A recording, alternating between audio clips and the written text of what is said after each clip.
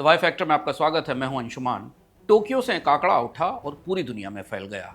येन 162 पर, यानी एक यूएस डॉलर के लिए 162 जापानीज येन। ये 1986 के बाद 40 साल का सबसे कमजोर येन है।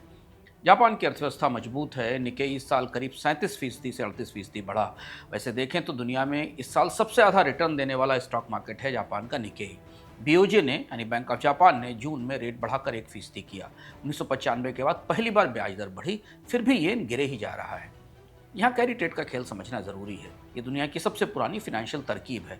जापान में कर्ज पर ब्याज दर है 1% और अमेरिका में है 3.75%। अंतर है 2.75% का। तो दुनिया भर के इन्वेस्टर्स क्या करते हैं, जापान से येन में सस्ता उधार लेते हैं, उसे डॉलर में बदलते हैं और उसे अमेरिका, भारत, ब्राज़ील में ज़्यादा रिटर्न वाली एसेट्स में लगाते हैं। और जब ये निवेश होता है तो वो येन बेचते हैं। येन की मांग घटती है, डॉलर की मांग बढ़ती है और येन कमज़ोर होता है। ये चक्र चल रहा है।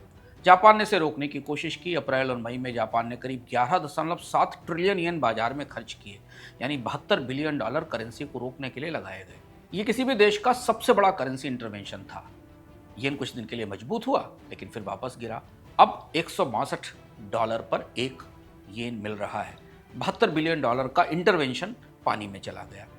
अब असली खतरा समझिए। कैरी ट्रेड एक बड़ा जाल है। जब तक रेट का अंतर रहता है तब तक सब ठीक है, लेकिन जब कभी येन अचानक मजबूत हो या घबराहट आए तो सारे इन्वेस्टर्स एक साथ बिकवाली में आ जाते हैं। येन वापस खरीदते हैं, डॉलर बेचते हैं और दुनिया भर की एसेट्स में बिकवाली आती है। इसी को कैरी ट्रेड का अनवाइंड कहते हैं। ये हो चुका है अगस्त 2024 में, जब बैंक ऑफ जापान ने रेट में थोड़ा सा बदलाव किया था। 25 बेसिस पॉइंट की ब्याज दर बढ़ाई थी और निकेई एक दिन में 12% गिरा था। S&P 500 भी गिरा था, सेंसेक्स भी गिरा था उस दिन।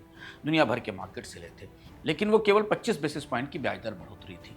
इस वक्त येन 162 पर है। रेट का अंतर अभी भी बड़ा है, कैरी ट्रेड अभी भी चल रहा है। कमजोर येन जापान में महंगाई बढ़ाता है क्योंकि आयात महंगा होता है। क्या जापान कुछ और बड़ा करेगा येन की गिरावट रोकने के लिए? जापान सरकार येन और खरीदने की तैयारी में है। ऐसा लग रहा है कि बैंक ऑफ जापान ब्याज दर में एक और बढ़ोतरी कर सकता है। ये दोहरी कोशिश है। जापान मजबूर है। येन गिरता गया तो इंपोर्ट महंगे होंगे और जापान के लोगों की परचेजिंग पावर घटेगी। दोनों रास्ते मुश्किल हैं। 1986 में जब येन इतना कमजोर था तब प्लाजा अकॉर्ड हुआ था। G5 देश मिले, डॉलर को कमजोर करने का समझौता हुआ, येन मजबूत हुआ और यहीं से जापान के रियल एस्टेट की बबल शुरू हुई। 1991 में बबल फूटा और जापान के 10 साल बर्बाद हो गए, जिसे लास्ट टिकेट कहा जाता है। 10 साल की मंदी। 40 साल बाद जापान फिर उसी मोड़ पर खड़ा है और इस बार दुनिया ज़्यादा जुड़ी हुई है। तो ये 162 डॉलर का येन एक टाइम बम है और शायद जापान खुद इसे फोड़ेगा। ये उसकी मजबूरी है। इस सप्ताह एक खबर आई जो वॉल स्ट्रीट को नहीं, इंसानियत को भी हिलाती है।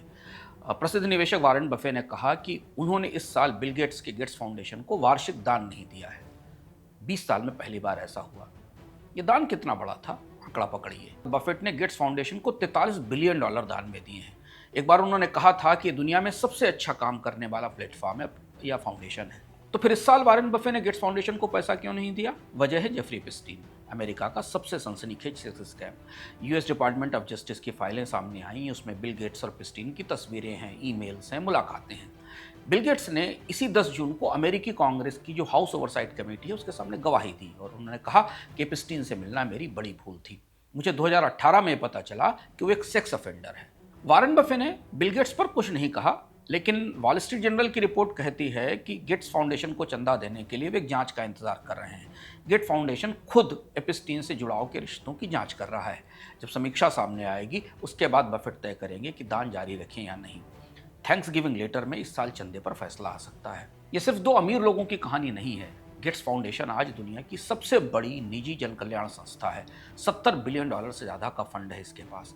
ये फाउंडेशन पोलियो मिटाने के लिए पैसा देती है, HIV की ट्रीटमेंट के लिए, मलेरिया की वैक्सीन के लिए, TB के प्रोग्राम्स के लिए, एग्रीकल्चर के लिए और डिजिटल फाइनेंशियल इंक्लूजन के लिए। ये सारे कार्यक्रम दुनिया के गरीब देशों में चलते हैं। भारत के लिए इसका क्या मतलब है? गेट्स फाउंडेशन भारत में 5000 करोड़ से ज़्यादा का निवेश कर चुकी है। TB उन्मूलन में, इंडिया को पोलियो फ्री बनाने में गेट्स फाउंडेशन का बड़ा योगदान रहा है। छोटे किसानों के लिए तकनीकें लाने में, वैक्सीन के वितरण में, डिजिटल हेल्थ में। अगर बफेट स्थायी रूप से गेट्स फाउंडेशन को दान देना बंद कर देंगे तो गेट्स फाउंडेशन के एंडाउमेंट घट जाएंगे। उसके बाद ये कार्यक्रम भारत में कौन चलाएगा? भारत सरकार का स्वास्थ्य बजट तो GDP का 2% से भी कम है। गेट्स फाउंडेशन के चंदे और कार्यक्रम उसी कमी को आंशिक रूप से भरते थे। एक और बड़ी बात ये कि ये ग्लोबल जन कल्याण के भरोसे का संकट है। एपिस्टीन ने जिन जिन से पैसे लिए थे, वो जिन जिन से जुड़ा था, हार्वर्ड, MIT, नासा, सबकी साख पर दाग लगा है। और अब गेट्स फाउंडेशन की बारी है। जो लोग ये मानते थे कि ये फाउंडेशन बड़ा काम करता है, उनका भरोसा हिल रहा है। वारन बफे ने एक बार कहा था कि साख बनाने में 20 साल लगते हैं और बर्बाद करने में 5 मिनट। आज वो खुद उस कसौटी पर खड़े हैं। गेट्स फाउंडेशन उनकी कसौटी बन गया है। तो 1 जुलाई 2026 की तारीख आ गई जब अमेरिका का कॉमर्स डिपार्टमेंट राष्ट्रपति डोनाल्ड ट्रंप को एक जरूरी रिपोर्ट देगा। ये रिपोर्ट किस पर है? सेमीकंडक्टर के टैरिफ पर, यानी AI चिप्स के अमेरिका में आयात पर। इस रिपोर्ट के बाद दुनिया का चिप नक्शा हमेशा के लिए बदल सकता है। जनवरी 2026 में डोनाल्ड ट्रंप के एडमिनिस्ट्रेशन ने सेक्शन 232 के तहत एक ऑर्डर जारी किया था। सेक्शन 232 क्या है? ये राष्ट्रीय सुरक्षा के नाम पर अमेरिकी राष्ट्रपति को टैरिफ लगाने का अधिकार देता है। इसी सेक्शन के तहत स्टील और एल्यूमिनियम पर, कार पर टैरिफ लगे थे और अब बारी सेमीकंडक्टर की है। पहले चरण में एनवीडिया के H200 चिप्स पर 25% टैरिफ आए। AMD के चिप्स पर भी इतने टैरिफ लगाए गए। ये वो चिप्स हैं जो AI के डेटा सेंटर को चलाते हैं। ChatGPT, जेमिनी, क्लाउड, दुनिया का हर बड़ा AI मॉडल इन्हीं चिप्स पर चलता है। ये चिप वैसे ताइवान में बनते हैं। इसके साथ साउथ कोरिया और ताइवान को चेतावनी दी थी ट्रंप ने। कॉमर्स सेक्रेटरी हावर्ड लोटनिक ने कहा था कि जो सेमीकंडक्टर कंपनियां अमेरिका में निवेश नहीं करेंगी उन पर 100% तक टैरिफ लग सकता है। सैमसंग, TSMC, ताइवान, जो प्रमुख कंपनियां दुनिया में चिप बनाती हैं, उन सब के लिए खतरा था। तो अगर TSMC पर 100% टैरिफ लगा तो एनवीडिया की चिप, जो अभी 30 से 40 हज़ार डॉलर में मिलती है, वो 60 से 80 हज़ार डॉलर की हो जाएगी, क्योंकि TSMC एनवीडिया के चिप बनाती है। इसके बाद AI डेटा सेंटर्स की लागत दोगुनी हो जाएगी। अमेरिका ये क्यों कर रहा है? इसकी वजह चीन है। चीन की सेमीकंडक्टर कंपनियां जैसे SMIC, हुआवे, हाई सिलिकॉन तेजी से आगे बढ़ रही हैं।